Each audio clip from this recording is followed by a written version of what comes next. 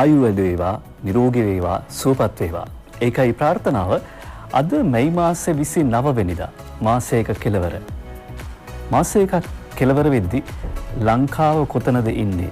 ලංකාව ලෝකයට ගිහිල්ලා තියෙනවා කොරෝනා මර්ධනය කරන්න සාර්ථකව මඩින්න සමත් වෙච්ච රාජ්‍යයක් හැටියට. ලංකාවේ ගමක් ඉස්සෙල්ලම ලෝකයට ගියේ අද වගේ දවසක වෙච්ච සිද්ධියක් නිසා කියලායි සාහිත්‍යකාරයෝ කියන්නේ. 1890 අවුරුද්දේ අද වගේ දවසක කොග්ගල මලලගම ගින්පතලියේ පුංචි ඔෆිසර් ගෙදර මාර්ටින් වික්‍රමසිංහ කියන මහා ප්‍රඥාව උපදිනවා. ඒ නිසා ඒ ගමනත් එක්ක ඒ ආරම්භයත් එක්ක ඒ උපතත් එක්ක ලංකාවේ කොග්ගල කියන ගම ලෝක සාහිත්‍ය හඳුනා ගන්නවා.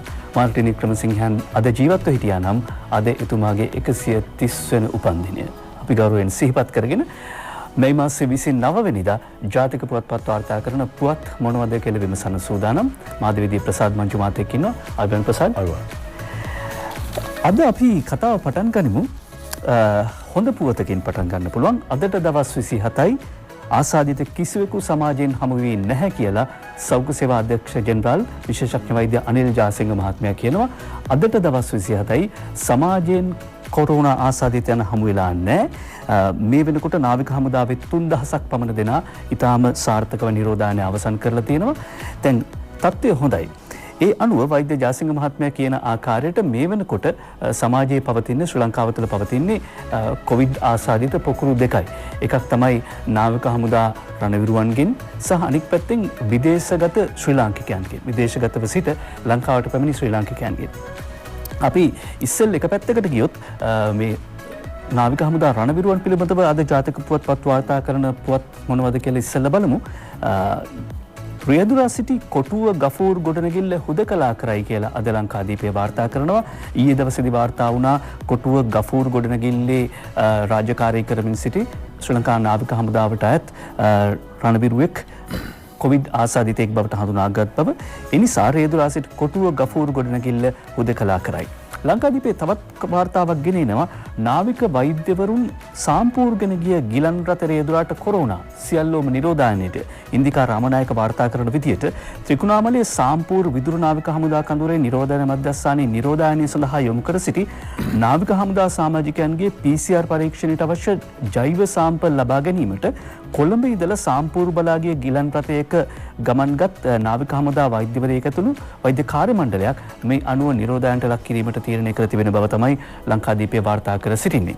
කොහොමුණත් මේ වෙනකොට ලංකාවෙන් තහවුරු කරගන්නා ලද කොරෝනා ආසාදිතයන් සංඛ්‍යාව 1524ක් දක්වා වැඩි වී තිබෙනවා.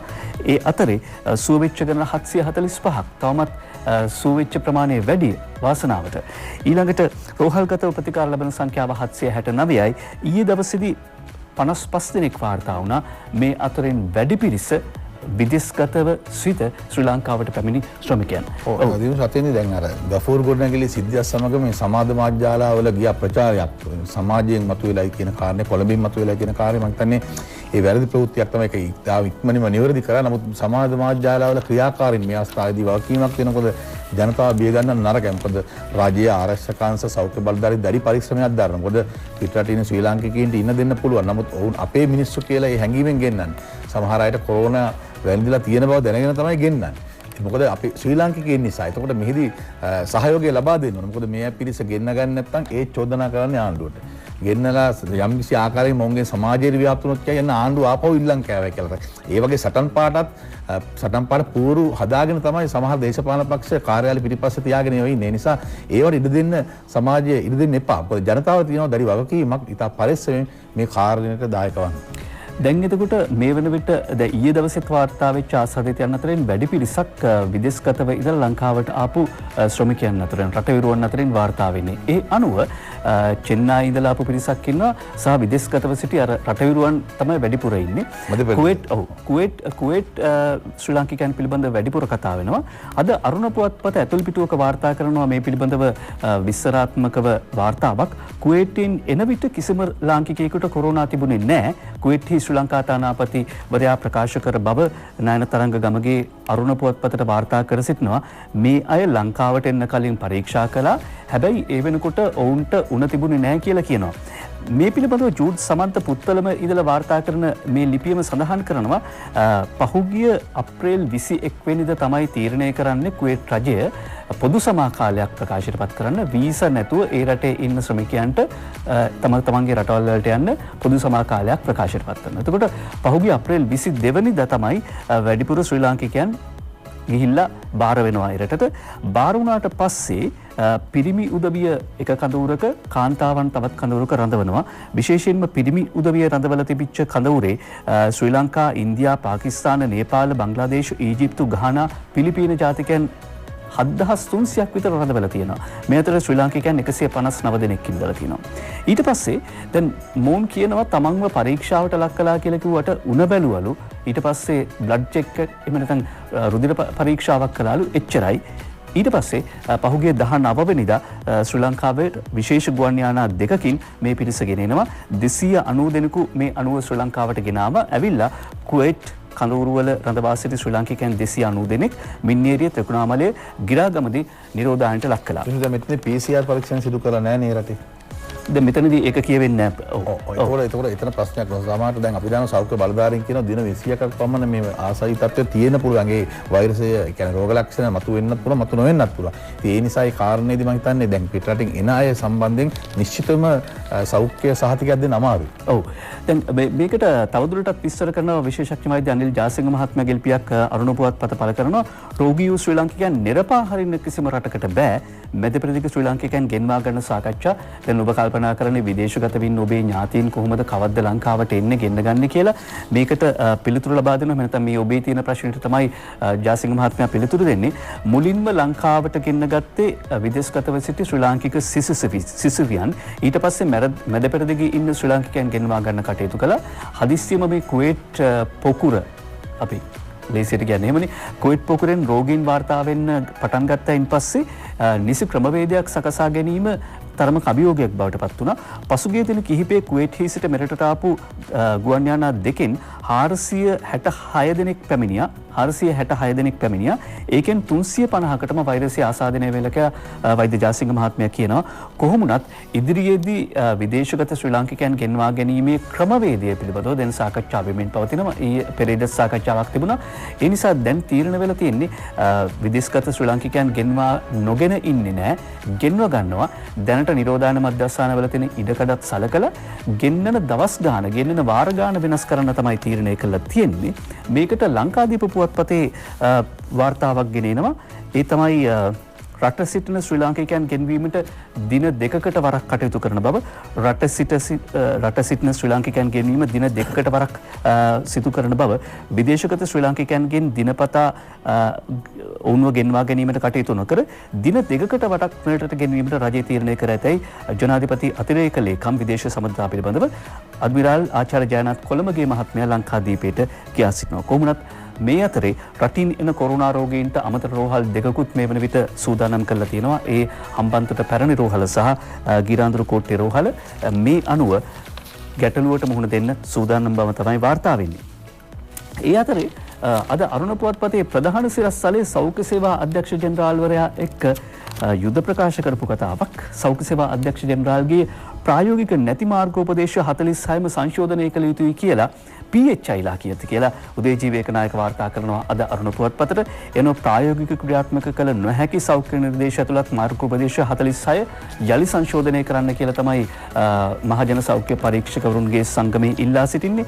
ඒ විතරක් නෙවෙයි ප්‍රායෝගිකව නොසිතා සමාජයට විහිළු සපයන ආකාරයෙන් මේ මාර්ගෝපදේශ සකසා ඇති බව මහජන සෞඛ්‍ය පරීක්ෂකවරුන්ගේ සංගමයේ සභාපති උපුල් රෝහණ මහත්මයාත් ඒ වගේම ත්‍රිරෝධරත හිමියන්ගේ සංගමයනුත් ප්‍රකාශ කර තිබෙන බව සඳහන් කර තිබෙනවා අරුණ පුවත්පත.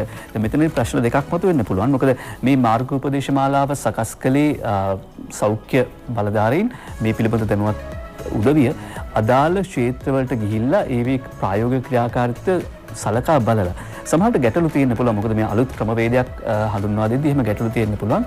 ගැටලුව හරියට සීරුමාරු කරගන්න ඕනේ. හැබැයි තව ගැටලුවක් තියෙනවා. ඒ තමයි කලින් කරගෙන ආපු ක්‍රමේ වෙනස් කරන්න අපේ තියෙන කැමැත්තක් තියෙනවා. ඒක ස්වභාවයෙන්ම අපේ තියෙන ගැටලුවක්. මේ දිනුෂ සාකච්ඡා කිහිපයක්ම කරලා තමයි යම් තීන්දුව ගන්න. ඔව්. ඒක අපි දැන් ඕනම දෙයකදී ඒ දෙයක් කරගෙන යනකොට තමයි ගැටලු වෙන්නේ. ප්‍රායෝගිකව වෙනස් වෙන්න ඕන. ඉතින් මම හිතන්නේ මෙතෙන්දී දැන් සෞඛ්‍ය අධ්‍යක්ෂ ජනරාල්වරයා සෑහෙන කාර්යභාරයක් කරනවා. මෙතනදී මම හිතන්නේ විරෝධතාව දක්වීමේදී හමු වෙලාම සාකච්ඡා කරලා මේවා විසඳ ගන්නවා නම් තමයි වඩා හොඳ.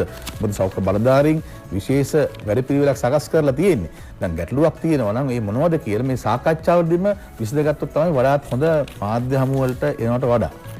මේ අතරේ අද ලංකාදීපය කියනවා ඇමරිකාවේ 14%ක් මැරෙද්දී අපේ රටේ මැරුණු රෝගීන් 10යි ඇමරිකාවේ 14%ක් මැරෙද්දී. ඒ කියන්නේ 1000ක් ආසාදනය වුණා නම් ඇමරිකාවේ ඒ වෙනකොට 140ක් මිය ගිහිල්ලා. හැබැයි ලංකාවේ සමස්ත රෝගීන් සංඛ්‍යාව 10 දෙනයි මිය ගියේ. ලංකාව කොවිඩ් මනාව පාලනය කළා. ඡන්දයට වාතාවරණ ඉතා හොඳයි කියලා ජනාධිපති නීතිඥ අලි ශබ්රි මහත්මයා ප්‍රකාශ කර සිටිනවා. ඔතෙන්දී වේදිනෝෂ දැන් ඩොනල්ඩ් ට්‍රම්ප් ඇමරිකානු ජනාධිපතිවරයා මේ දැන් අර බුද්ධ්‍යංශ කැඳවලා 1700ක් බුද්ධ්‍යංශ නිලධාරීන් කැඳවලා සාකච්ඡා කරන්න පටන් ගත්තේ පෙරේදා. එතකොට වර්තමාන ජනාධිපති ශ්‍රී ලංකාවේ ජනාධිපති ගෝඨාභය රාජපක්ෂ මහත්මයා බුද්ධ්‍යංශ සමග මේ වැඩේ මේක මේ නිරෝධායන කටයුතු කරගෙන යන ආකාරය ගැන සාකච්ඡා කරේ මීට මාස 3ක විතර කලින් මාස 2කමාරක විතර කලින්. අපේ ජනාධිපතිවරයා ඒ කරපු දේ මාස 2කමාරක විතර පස්සේ තමයි ඇමරිකානු ජනාධිපතිවරයා කරන පටන් ගන්න තියෙන්නේ බුද්ධ්‍යංශ කැඳවලා නිරෝධායන පැත්ත ගැන හොයන්න. ඉතින් මම හිතන්නේ ඒත් වැදගත් ඇමරිකාවට වඩා අපි ශ්‍රී ලංකාව ඉදිරියෙන් ඉන්න කියන සාධකය සම්බන්ධයෙන්. මැයි 31 ජුනි 4-5 ඇඳිරි නීතිය කියලා දන්නවනේ. මෙන්න මේකයි හරියටම නිවේදනය ජනාධිපති මාධ්‍යංශය නිකුත් කරපු නවතම ඇඳිරි නීති නිවේදනය කියලා ඊයේ 12:15ට දවල් 12:15ටයි නිකුත් වුණේ. ඒ අනුව ජුනි 6 වන සෙනසුරාදා දක්වා සහ ඉන්පසු රට තුළ ඇඳිරි නීතිය ක්‍රියාත්මක වනුයේ මෙසේය. මැයි 31 වන ඉරිදා දිවයිනේ සියලු දිස්ත්‍රික්කවල දවස පුරා ඇඳිරි නීතිය ක්‍රියාත්මක වේ. 31 වෙනිදා ලබන ඉරිදා. ජුනි 1 සිට ජුනි 3 වන බදාදා තෙක් සියලු දිස්ත්‍රික්කවල ඇඳිරි නීතිය බලපැවැත්වෙන්නේ පෙර පරිදි රෑ 10 සිට අලුයම 4 දක්වා. ඒ කියන්නේ ලබන සඳුදා ඉඳලා ලබන බදාදා දක්වා දැන් යන විදියට රෑ 10 ඉඳලා උදේ 4 වෙනකන් දිවයිනේ සියලුම දිස්ත්‍රික්කවල ඇඳිරි නීතිය ක්‍රියාත්මක වෙනවා. ඊට පස්සේ ජුනි 4 වන බ්‍රහස්පතින්දා සහ ජුනි 5 වන සිකුරාදා දෙදිනම රට පුරා ඇඳිරි නීතිය ක්‍රියාත්මක වෙයි.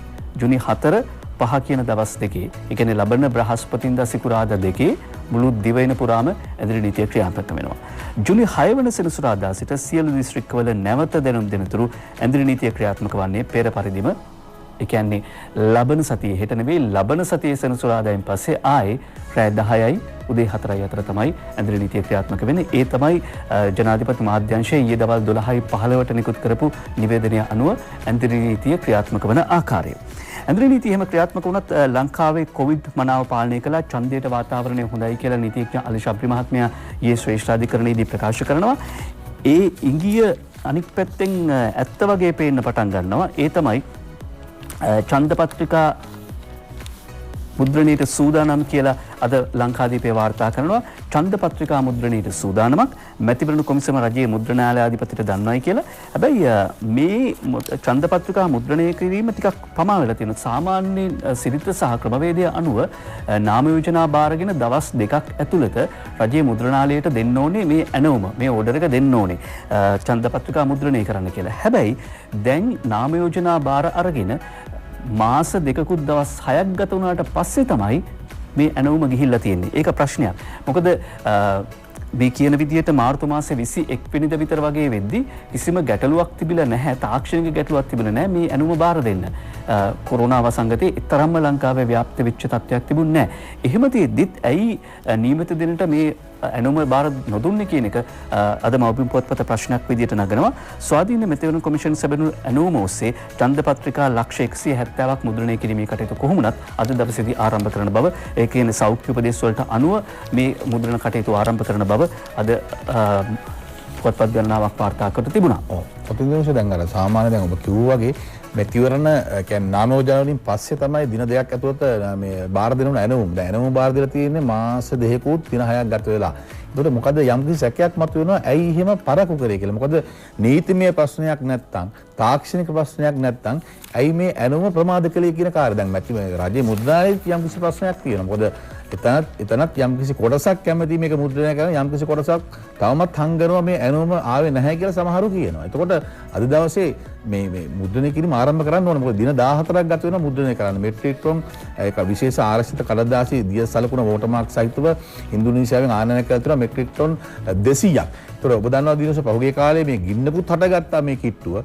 එතකොට CCTV කැමරා අක්‍රියයි. ඒතකොට මැතිවරණ මහලේකම් මේ සමාවෙන්න මේ රාජ්‍ය මුද්‍රණාලයේ යම්කිසි ගැටලුකාරී තත්ත්වයක් තියෙනවා. ඒතකොට සමහර කියනවා මේ මැතිවරණ ස්වාධීන මැතිවරණ කොමිසම සහ රාජ්‍ය මුද්‍රණාලයේ අතර දෙපිරිසක් අතරත් යම්කිසි කතාබහක් අනුවද මේක යන්නේ කියලා. මොකද දැන් මේක ඡන්දපත්‍රික මුද්‍රණය කරන නියමිතව තියෙදි අයි මේක කල් දාන්නේ වෙනත් මොකක් හරි උවමනාවක් වෙනුවෙන්ද කියන කාරණේ මතුවලා තියෙන දෙගොල්ලෝ කතා කරගෙන යන වැඩක්ද කියලා මතුවලා තියෙන නිසා මේ ගැන වහාම අදාළ බලධාරීන් අවධානය යොමු කරන්න ඕනේ. මොකද යම්කිසි ආකාරයක රාජ්‍ය මුද්‍රණාලයේ හෝ මැතිවරණ කාර්යාලයේ කෙනෙකුට කොරෝනා ආසාදනය වුණොත් ඡන්දෙට මොකද වෙන්නේ කියන බරපතල තත්ත්වකුත් තියෙනවා. ඒ නිසා මේවත් පොඩ්ඩක් හොයලා බලන්න ඕනේ. මොකද අපිට හිතන්න නැති දේවල් වෙන්න පුළුවන්. කසුකුසු තවත් කසුකුසුවක් මවමින් වාර්තා කරනවා රත්නපුර මවුන්ට් හෝටලේ මවුන්ට් රෙස්ටොරන්ට් එකේ මැතිවරණ කොමිසමේ ලොක්කන් පිරිසක් රහස් හමුවක් කියලා මොබිම වාර්තා කරන්නේ. ඇතුළු පිටුවේ තවදුරටත් විස්තර තියෙනවා. මැතිවරණ කොමිෂන් සභාවේ ඉහළ නිලධාරියෙකු මැතිවරණ නියෝජ්‍ය හා සහකාර කොමසාරිස්වරුන් පිරිසක් සමග මේ 6 වෙනිදා රත්නපුර මවුන්ට් රෙස්ටොරන්ට් හෝටලේදී රහසිගත සාකච්ඡාවක් පිළිබඳව අනාවරණය වී තිබෙනවා. එදා හවස 2:30 ඉඳලා 6:30 විතර වෙනකන් පැය 4කට ආසන්න පැවති මේ සාකච්ඡාවට දිස්ත්‍රික් 7ක නියෝජ්‍ය සහකාර මැතිවරණ කොමසාරිස්වරු ගණනාවක් සහභාගී කරවාගෙන තිබෙනවා. හැබැයි මොකක් සම්බන්ධයෙන්ද මේක කලේ කියන එක පිළිබඳව තවම ඊට තොරතුරු වාර්තා වෙන්නේ නැහැ. ඊළඟට මේ මැතිවරණ කාර්යාලයේ තනතුරක් සම්බන්ධයෙන් ඒ කෙනෙකුට තනතුර ලබා දෙන සම්බන්ධයෙන් තමයි කතා වෙලා කියලා ආරංචිය. ඔව්. යම්කිසි ආකාරයක මදුවිත සංග්‍රහයක් සිදු වුණයි කියලා තමයි ආරංචි දෙන්නේ. ඉතින් මේ මැතිවරණ ස්වාධීන මැතිවරණ කොමිසම වගේ දෙයකදී මේවා වෙන්න පුළුවන්ද කියන කාර්යය මතුවෙන මොකද මේ ස්වාධීනත්වයට යම්කිසි බාධා මොකද මැතිවරණ කොමිසමට මම හිතන්නේ පෞගේ කාලෙම ප්‍රබල චෝදනා එල්ලුණා. විශේෂයෙන් මේ ඡන්දය කල් දැමීමත් සමගම ඒ සම්බන්ධයෙන් අවශ්‍ය පියවර ගත්තේ නැහැ කියලා. ඉතින් මේ වගේ දේවල් වෙනවා නම් මේ ස්වාධීනත්වයට බාධාක් වහම ඒ ගැන අදාළ බලධාරීන් අවධානය යොමු කරන්න ඕන. ස්වාධීන මැතිවරණ කොමිෂම ගැන ඊයේත් අධිකරණයේ බොහෝ දේවල් කතා වුණා. අපි සූදානම් මේවා හෙළි කරන්න දිවිරාමෙන් පස්සේ. මල්වට්ටියක් වගේ කියලා මල්වට්ටියකට අත ගහන්න කියලා ගෙනාපු කොමිෂන් සභාවක් ස්වාධීන මැතිවරණ කොමිෂන් සභාවක් මෙහෙම හැල්ලු වෙන එක බාල්දු වෙන එක ලැජ්ජාවට නෙවෙයි ඇත්තටම කනගාටුවට කාරණයක්. ඒක ප්‍රජාතන්ත්‍රවාදයට එච්චර ගුණදායක වෙන්නේ නැහැ. ඊයේ ශ්‍රේෂ්ඨාධිකරණයේදී ප්‍රකාශ කළා තුෂාන්ත අල්විස් ජනාධිපති නීතිඥවරයා මැතිවරණ කොමිසම එකක් කියනවා. කොමිසමේ නීතිඥයා තවත් කතාවක් කියනවා. හතරබීරි කතාවක් වගේ. අද අරුණ පුවත්පත කියනවා මැතිවරණ පෙත්සම් එරෙහි සලකා බැලීම මැතිවරණයට එරෙහි මැතිවරණයේ පැවැත්වීමට එරෙහි පෙත්සම් පිළිබඳ විභාගයේ පිළිබඳ වාර්තාව පිටම ලැබූ අන්ත පරාජය නිසා විපක්ෂයට මැතිවරණ බීතිකාවක් ඇවිත් පළාත් සභා පළාත් පාලන මැතිවරණයක් නොපවත්වා හිටියේ ඒකයි.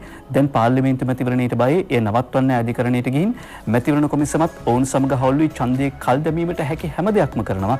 ජනාධිපති නීතිඥ විජේදාස රාජපක්ෂ මහත්මයා කියනවා.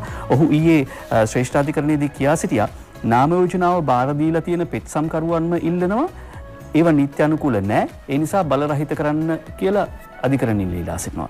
මේ සියල්ලටම වඩා හාස්‍යජනක සිද්ධිය වන්නේ ස්වාමීනි නාම යෝජනා පරීක්ෂා කොට බලා නිවැරදි බවට හා නිත්‍යානුකූල බවට ප්‍රකාශ කොට ඒවා බහරගත් මැතිවරණ කොමිසමේ එක් සමාජිකයෙකු වන හූල් කියන මහත්මයා ඇවිත් අධිකරණයට කියනවා නාම යෝජනා සියල්ලම නීතියට පටහැනි කියලා. මේ ඔක්කොම පරීක්ෂා කරලා බලලා ගත්ත මිනිස්සුම කියනවා මේවා නීතියට පටහැනි කියලා. මොකද කියන්න තියෙන්නේ මාර්තු 19 වෙනිදා දහවල් 12ට තමයි විරෝධතා ගුණ කරන නියමිත වෙලාව. දැන් එතෙන්දි කියන්න ඕන දේ දෙපැත්තෙම දැන් තමයි කියන්නේ. ඔව්.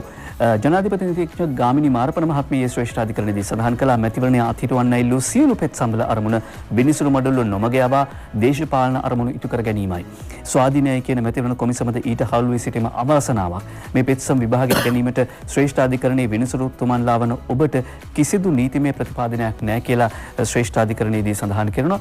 අද පෙත්සම් පිළිබඳ තවදුරටත් විභාග කිරීම උදේ 10ට ආරම්භ වෙනවා. මේ කාරණාවේ පේන දිනෝස දැන් මේ මැතිවරණ කොමිසමේ තිබිය යුතුම දේනේ ස්වාධීන කියන දේ. ඉතින් නැත්තේත් මම හිතන්නේ ස්වාධීනත්වය. දැන් ඒක තමයි ස්වාධීන මැතිවරණ කොමිසම කියන්නේ ඒකනේ. මොකද ඡන්දයක් තිබෙදී විනිවිදභාවයේ 100%ක්ම තියෙන්න ඕනේ. ඉතින් දැන් මෙහෙම වුණාම කොහොමද දැන් ඡන්දයක් ගැන විශ්වාසයක් තියෙන ජනතාව තුළ? පළමුව ජනතාව යන ප්‍රතිපත්තිය මත කටයුතු කරනවා කියලා ජනාධිපති ගෝඨාභය රාජපක්ෂ මහත්මයා ප්‍රකාශ කරනවා. කොවිඩ්-19 සහ ඉන් ඔබ්බට යුගයේ සංවර්ධනය ගැන ජාත්‍යන්තර සමුළුව අමතා ජනාධිපතිතුමා කියනවා පළමුව ජනතාව කියන ප්‍රතිපත්තිය මත කටයුතු කරයි කොවිඩ්-19 සහ ඊට පස්සේ ආර්ථික සංවර්ධනය සඳහා කටයුතු කරන්න කියලා.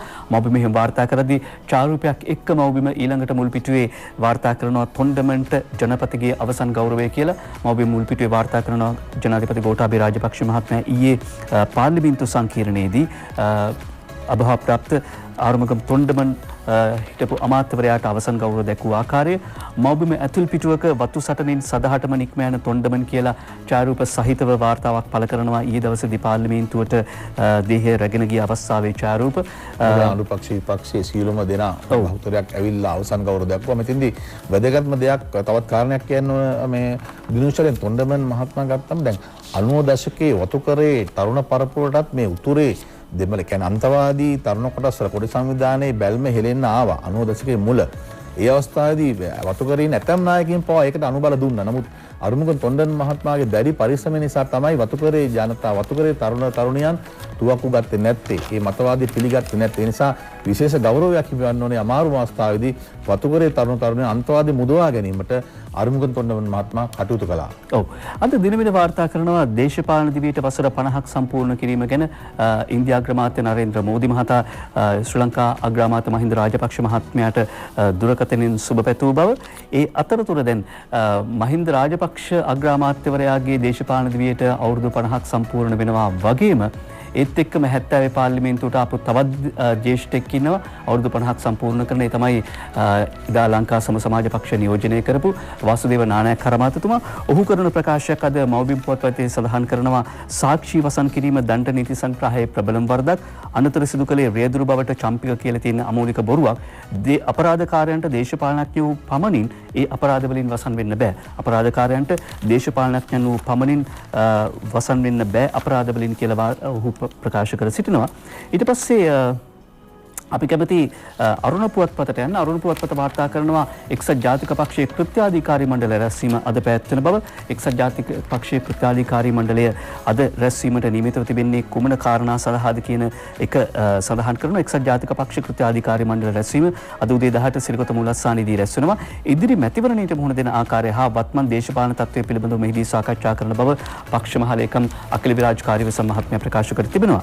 ඒ අතර දිනමින පුවත්පත කියනවා සමගි ජනබලවේගයේ පිහිටුවේ එක්සත් ජාතික පක්ෂයේ අනුමැතිය ඇතිවයි කියලා රංජිත් මද්දුම් බණ්ඩාර මහත්මයා කරන ප්‍රකාශයක්. මොකද පක්ෂ සමාජිකත්වයේ 102 දෙනෙකුගේ තහනම් කරන්නට ඊයේ වාර්තා වී තිබුණ එහෙම තීරණයක් පිළිබඳව. ඒකට තමයි උත්තර දෙන්නේ සමගි ජනබලවේගයේ පිහිටුවේ එක්සත් ජාතික පක්ෂයේ අනුමැතිය ඇතිව කියලා. හැබැයි මේකට පිළිතුරු දෙනවා මහාචාර්ය ආශුමාරසිංහ හිටපු මන්ත්‍රීවරයා. ඔහු කියනවා වෙනත් පක්ෂයක් පිහිටුවීමට එක්සත් ජාතික පක්ෂය අවසර දී නැහැ. එක්සත් ජාතික පක්ෂයේ කිසි විටක වෙනත් පක්ෂයක් හදන්න සංධානයක් මිසක් පක්ෂයක් හදන්න අවසර දීලා නැහැ. ඒ වගේම එක්සත් ජාතික පක්ෂයේ කෘත්‍යාධිකාරී මණ්ඩලය පැහැදිලිවම තීරණය කළා අලියා ලකුණ යටතේ එක්සත් ජාතික පක්ෂය යටතේ තරඟ කිරීමට කියලා පිළිතුරු ලබා දෙනවා එක පැත්තකින්. එක්සත් ජාතික පක්ෂයේ බලය උරගාන සටනක් අද ක්‍රියාත්මක වෙනවා. මොකද උදේ 10ට පක්ෂ නායක රනිල් වික්‍රමසිංහ මහත්මයාගේ ප්‍රධානත්වයෙන් සිරිකොත පක්ෂ මූලස්ථානයේදී එක්සත් ජාතික පක්ෂයේ කෘත්‍යාධිකාරී මණ්ඩලයක් ඇඳවලා තිනවා. ඊට මීටර 100ක් 200ක් දුරින් තියෙනවා බංගලාහන්දියේ සමගි ජනබලවේගයේ ප්‍රධාන කාර්යාලය ළඟින් තියෙන්නේ. දැන් එතනටත් කැඳවලා තියෙනවලු එක්සත් ජාතික පක්ෂයේ නියම කෘත්‍යාධිකාරී මණ්ඩලය. එතකොට කවුද කෘත්‍යාධිකාරී මණ්ඩලය? මෙතෙන්දී බලය උරගාගේ බැලීමක් තමයි උන් කරන්නේ කියන හරිම් ප්‍රාන්දු මහත්මයා කියන අපි තමයි නියම කෘත්‍යාධිකාරී මණ්ඩලය අපි බහුතරය කැඳවනවා කියලා. අකිල විරාජ් කාර්යවසම් මහත්මයා කියනවා නෑ එක්සත් ජාතික පක්ෂයේ නියම කෘත්‍යාධිකාරී මණ්ඩලය තියෙන්නේ සිරිකොත පක්ෂ මූලස්ථානයේ කැඳවන 10ට අපි පෙන්නනවා අපිට දෙන බහුතරය කියලා. මෙතෙන්දී මේ ආශුමාරසිංහ මහත්මයාගේ මාධ්‍යමදී තවත් කතාවක් කියවනවා මේකෙම තේරෙනවා දිනුෂ මේ පක්ෂ දෙක අතර කියන්නේ සමගි ජනබලවේගය සහ එක්සත් ජාතික පක්ෂ අතර තියෙන බරපතල අර්බුදකාරී තත්ත්වය. ඔහු කියනවා මහින්ද ඡන්ද දිනන සලකුණක් වුණාට සදිත් ජය ගන්න සලකුණක් නොවේ කියලා මහාචාර්ය ආශුමාරසිංහ මහත්මයා මේ මාධ්‍යමදී ප්‍රසිද්ධියම ප්‍රකාශ කළා. මහින්ද කියන්නේ අයිකොන් එකක් කියලා කියනවා. දේශපාලනේ අපි කවුරුත් පිළිගන්නනේ අයිකොන් එකක් කියලා. මම හිතන්නේ අවුරුදු 50ක් සම්පූර්ණ කරන වෙලාවේදී එහෙම විපක්ෂයෙන් සහතික හිමිවීමත් වැදගත්. අද දිනමින පුවත්පත කියනවා වැලිකඩ සිරකරුවන්ට වෙඩි තැබීමේ සිද්ධිය පිළිබඳව වෙඩි තිබ්බේ ගෝඨාභයගේ උපදෙසින් බව කියන්න කිව්වා හිටපු වැඩබරන බන්ධනාකාර කොමසාරිස් දේශපාලන පළගැනීම් පිළිබඳ කොමිසමට කියයි. ඒ අනුව දිනමෙන කියා සිටිනවා තමන්ට එවැනි ප්‍රකාශයක් එදා සිදු කරන්න කියලා කිව්වා. හැබැයි තමන් ඒ ප්‍රකාශය කළා නම් අවුරුද්දකුත් දින ගණනාවක් තමන්ට හිරේ ඉන්න සිද්ධ වෙන්නේ නැහැ. තමන් හිටපු අධිකරණ ඇමතිනි තලතා අතුකොරළ මහත්මිය හමු වුණා. එතුමිය මට කිව්වා මේ ජනාධිපති මෛත්‍රීපාල සිරිසේන මහත්තයා මිනිස්සු එල්ලන්න කියනවා. මට දැන් ඇමතිකමත් එපා වෙලා කියලා. එහෙම කියලා රාජ්‍ය සේවා කොමිසමට යොමු කළ යුතු මගේ ලිපිය නීතිපතිවරයාට යොමු කළා. යුද හමුදා බ්‍රිගේඩියර්වරයෙකු ලෙස සේවය කළ මගේ මල්ලි නෙවිල් රංජන් ළමාහේවගේ අම්පාරට මාරු කළා. මගේ අනිත් මල්ලි කොළඹ අපරාධ කොට්ටාසේ සහකාර පොලිස් අධිකාරීවරයෙකු ලෙස සේවය කළා. ඔහු යාපනයට මාරු කළා. මෙන්න මෙහෙමයි එදා කටයුතු කළේ කියලා නැවත වතාවක් සිහිපත් කර දෙනවා. ඒ දෙයක් කියන්න ඕන. මොකද මෙතෙන් දැන් පරීක්ෂණවල සහ මේ ගැන යම් යම් මාධ්‍ය හමු සාකච්ඡා ගියා. නමුත් මේ වැලිකඩ මේ සිද්ධියේදී මේ රැඳවියන් මේ කියන්නේ අවිගබඩාව අත්පත් කරගන්න ගියා. තේරුණා? ඒකට අවිගබඩාව අත්පත් කරගන්න ගියා. එතෙන්දි කුමක්ද කරන්න ඕන? මේ ගැන කවුරුවත් කතා කරන්නේ. ඒ කියන්නේ කැමෝම කියන්නේ මේ නිකන් ඉන රැඳවියන්ට ප්‍රහාරයක් කෙල්ල කරා වගේ කතාවක්. මම කියන්නේ ඒක සාධාරණ කියන එක නෙවෙයි. දැන් මේ අවිගබඩාවක් අත්පත් කරගන්න ගියාම ගිනි අවි අරගෙන වෙඩි තියාගෙන ඒක සිරගෙදරින් පලා යන්න ගියාම මොකද්ද ගන්න ඕන පියවර? එතෙන්දී අවම බලය මොකක්ද? අන්න ඒව තමයි සාකච්ඡා කරන්න ඕන. මම හිතන්නේ නැත්තම් අර මෙතෙන්දී යන්නේ නිකන් කිසිම ප්‍රශ්නයක් වුණ නැහැ මේ නිකන් හිටපු රැඳවියන්ට පහර දුන්නයි කියන වගේ කතාවක් තමයි නිකන් ඇත්තම මතු කරන්න හදන්නේ. මව්බිම අද මුල් පොත හැටියට වාර්තා කරන්නේ මෛත්‍රී යුගයේ කොමිෂන් 4කට කෝටි 400ක අපමණ අගයක්. කෝටි 400ක අපමණ අගයක්. වාර්තා 4 ජනාධිපති කාර්යාලයේ පල් වෙලා කෝටි 400ක් වියදම් කළා හදපු වාර්තා 4 ජනාධිපති කාර්යාලයේ පල් වෙලා නිර්දේශ කිසිවක් ක්‍රියාත්මක කරලා නැහැ. ඒ කොමිෂන් 4න් වූ විනාශය සොයන තවත් ජනාධිපති කොමිසමක් පත් කරන්න වෙලාලු කියලායි මොබින් වාර්තා කර සිටින්නේ. එතකොට මේ වියදම ගිහිල්ලා තියෙන ජනාධිපති කොමිෂන් සභාව පවත්වාගෙන යාම සඳහා වාහන, ඉන්ධන, සංග්‍රහ ඇතුළු වියහිදම් ඇතුළු විවිධ කටයුතු සඳහා තමයි මේ රුපියල් කෝටි ගණනක මුදල වැය වෙලා තියෙන්නේ. රාජ්‍ය ආයතනවල මුදල් අවභාවිතා කිරීම පිළිබඳව පත් කරපු මේ කොමිෂන් සභාවේ මුදල් අවභාවිතය ගැන වෙනත් තවත් කොමිෂන් සභාවක් පත් කරන්න සිද්ධ වෙනවා කියලා තමයි මොබිම් උපහාසයෙන් වාර්තා කර සිටින්නේ. දිනෝෂ මේ මතක් වෙන්නේ මෛත්‍රී යුගයක් නේද? එහෙම නෙමෙයි. තේමා පාඨයේ තේමා ගීතය උනේ. දැන් මෙතෙන්දී පැහැදිලි දෙයක් තමයි දැන් ඒක මේ කොමිෂන් සභාවට දුන්න එක දෙයක් තමයි මේ රාජපක්ෂවරුන්ගෙන් පරිගැනීම කියන කාරණා දැන්. ඒ අරමුණත් එක තමයි මේ කාරණේ වෙන්නේ. එතකොට මේ චෝදනා හරියට ගොනු කරගන්න බෑ. චෝදන අසත් වුණාට පස්සේ මේ කොමිෂන් සභාව රැස් කරන්න පුළුවන් සාක්ෂි විසඳන්න පුළුවන්. නමුත් නීතියෙන් ඉදිරියට යන්න බෑ. මේ කරන්නේ මේ දේශපාලන වශයෙන් මැතිවරණ වේදිකාවට අවශ්‍ය සටන් පාඨ යොදා ගැනීමක් තමයි ඒ යුගයේදී සිද්ධ වුණේ. මොකද අපි දන්නවනේ නීතියෙන් ක්‍රියාත්මක කරන්න බෑ. එතනින් එහාට යන්න බෑ. ඉතින් ඒකට වක් කියන්න ඕන කවුද? ඒ නිසා මම හිතන්නේ කොමිෂන් සභාවවලදී බලන්න ඕන කොමිෂන් සභාවක අවසානයක් දක්වා යන්න ඕන. ඉන්පසු මොකද වුනේ කියලා හොයන්න ඕන. නැත්තම් වැඩක් නැහැ. මේක හමස් පෙට්ටියට දාලා මේ කොමිෂන් සභාව වාර්තා තියාගෙන හිට වැඩක් වෙන්නේ නැහැ නේ. ඒ නිසා මම හිතන්නේ 19 වෙනි සංශෝධනය හැදුවෙත් මේ රාජපක්ෂවරුන් කොටු කරන්නේ. ඒක කණ්ඩායමක් කොටු කරන්න හදන නීති රීති හදන කොමිෂන් සභාව වාර්තා වලින් රටකට ප්‍රයෝජනයක් වෙන්නේ නැහැ. එතන තියෙන දේශපාලන පටු අරමුණක් පමණයි. අපි විරාමයකට යමුද? විරාමයක් ලබමු. ජලිත අපි උදේපත්තර අතර අද අරුණ පුවත්පත කියන කොවිඩ් ගැන ප්‍රකාශයක් කළ කොවිඩ් ගැන සාවද්‍ය ප්‍රකාශයක් කළ සරත් ෆොන්සේකා අද CCIDට රාජිතගෙනුත් ඊයේ ප්‍රකාශයක් ඒ වගේම මීගමුව බන්ධනාගාරයේ ඉහළ නිලයක් දරුවෙක් රැඳුවන්ගෙන් ලක්ෂ 10කට වඩා එකතු කරලා මේ ගැන වාර්තා කරනවා අරුණ පුවත්පත.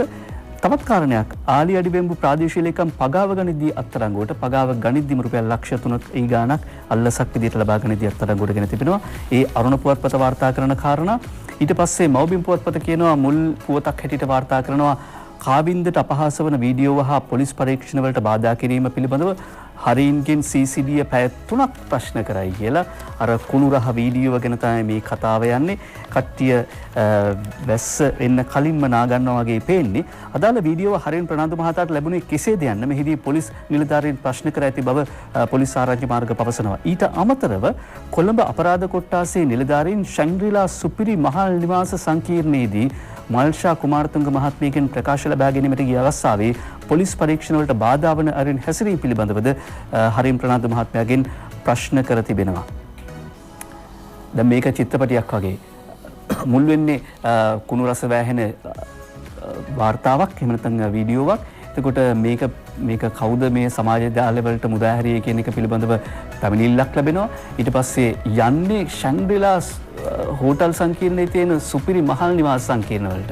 එතකොට සුපිරි ජීවිත ගත කරන උදවිය මේ කවුද මේ ජනතා නියෝජිතයෝ නේද? ඒව තමයි ප්‍රශ්න. කොහොමුණත් ප්‍රකාශයක් සටහන් කරගන්නවා. එහෙනම් අර පොලිසියට බාධා කිරීමක් වෙලා තියෙනවනේ. ඒ නිවාස සංකීර්ණයේදී. මල්ෂා කුමාරතුංග මහත්මයාගේ ප්‍රකාශයක් ගන්න ගියාම හරිම් ප්‍රාන්ත මහත්මයා බාධා කරයි කියලා මම හිතන්නේ පොලිසිය ප්‍රශ්න කළා තියෙනවා. මම කල්පනා කරේ දැන් මේ කාවිනි ජයවර්ධන මහත්මයා ඒ වගේ මේ හරිම් ප්‍රාන්ත මහත්මයා තරුණ දේශපාලකයින් දිනුෂ. මේ දෙදෙනාම නියෝජනය කරන්නේ සජිත් ප්‍රේමදාස මහත්මයාගේ සමගි ජන බලවේගය. ඔවුන්ට තරුණ සංවිධාන වල වගකීම් පවර්ලා තියෙනවා. ඉතින් එහෙම අය මීට වඩා ආදර්ශමත් වෙන්න ඕන නේද? තරුණයන්ට හැසිරීම සම්බන්ධයෙන් ආදර්ශයක් දෙන්න ඕන නේද? ඔවුන් සමගි ජල බලවේගයේ දිගු ගමනක් යනවා නම් මුල පුරනවා නම් මේ ආකාරයෙන් මුල පිරීම කොහොමද එතකොට මොකද්ද කෙලවර වෙන්නේ? ලක්ෂ්මන් කිරියල්ල මන්ත්‍රීවරයා කියනවා නිරෝධායන පනත ශක්තිමත් කළ හැකේ පාර්ලිමේන්තුව කැඳවීමෙන් පමණයි. සෞඛ්‍ය අංශය ඡන්දයට කොළ එලි දල්වා නැහැ කියලා. කිරියල්ල මහත්මයා කියනවා අපේ ව්‍යවස්ථාව අනුව පාර්ලිමේන්තුව මාස 3කට වඩා වසා තබන්න බෑ. නිත්‍යනුකූලව ජනාධිපතිතුමාට කරන්න තියෙන්නේ ජුනි 2 වෙනිදාට කලින් පාර්ලිමේන්තුව නැවත වලක් කැඳවලා නිවේදනයක් මගින් නැවත විසුරුවා හැරලා මැතිවරණයකට දින නියම කරන්න. ඇත්තටම ඒක තමයි කරන්න ඕනේ. ඒ කියන්නේ ජුනි 2 වෙනිදාට කලින් පාර්ලිමේන්තුව නැවත කැඳවලා ආයි විසුරුවල කල් තියන්න කියන එක තමයි විසුරුවන්න කියන එක තමයි කියන්නේ. ඉතින් එහෙමනම් නිරෝධායන පනත ශක්තිමත් කළ හැකි පාර්ලිමේන්තුව කැඳවීමෙන් පමණයි කියලා තර්ක කරන්නේ. ඒකම තියෙනවා දැන් මොකක් හරි අරමුණක් තියෙනවා මේ පරණ පාර්ලිමේන්තුව කැඳවන්නේ කියන්නේ වෙන අරමුණකින්. මම කියව ඒකේ මේ නාමජන ප්‍රශ්නයක් තියෙනවා. ඒක සම්බන්ධයෙන් අධිකරණයේ නඩුවක් ක්‍රියාත්මක වෙනවා. ඔව්. අද ලංකාදීපයේදී කියනවා ඉවසීමෙන් ඉන්න රට ඉන්න ඉතිරි ශ්‍රී ලාංකිකයනුත් ගෙන්න ගන්නවා උදය ගම්මන්පිල කරන ප්‍රකාශයක්.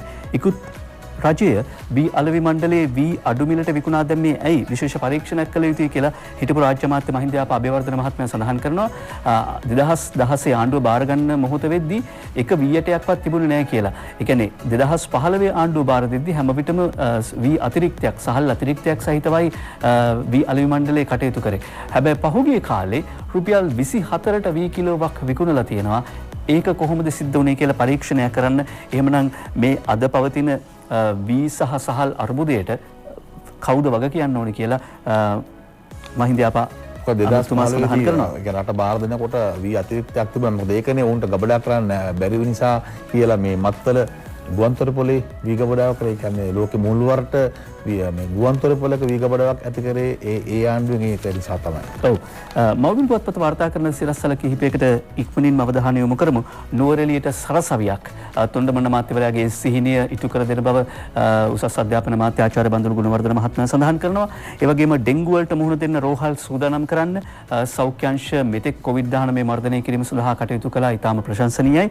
ඉදිරි කටයුතු සඳහාත් සූදානම් වෙන්න කියලා සඳහන් කර සිටිනවා.